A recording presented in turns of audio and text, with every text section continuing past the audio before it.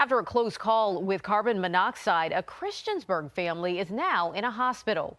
The gas is odorless and colorless, making it hard to know if there's a leak in your home.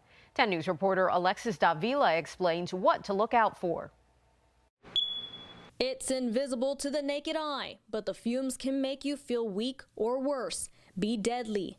Sunday afternoon, Christiansburg firefighters got their first call this winter for possible carbon monoxide poisoning. A dizziness that turned detrimental when firefighters found a man and two unconscious females inside a trailer home on Alpine Drive. The one that was in the worst shape was completely unconscious. She, of course, was basically limp. She was carried out completely. The second female was able to help get her out, but she was mind-wise, she was out of it. Yop says the carbon monoxide detector was beeping, and they traced the offender to a generator underneath the trailer. They had been in the trailer for an extended time, and with the doors shut, the parts per million was probably way on up there. Probably could have been close to 1,000 or more. The standard carbon level indoors range from 0 to 100 ppm.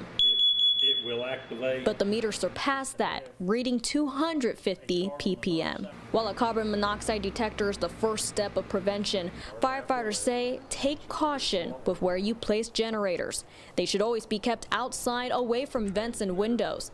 Yop advises families to also properly clean fireplaces and turn gas stoves off to prevent the silent killer from entering your home. As for the family, they transferred from Lewis Gale Hospital Montgomery to a hospital in Norfolk for further treatment. In Christiansburg, Alexis Davila, 10 News, working for you. The CDC says generators should never be used inside the home or even outside if it's within 20 feet from a window or vent.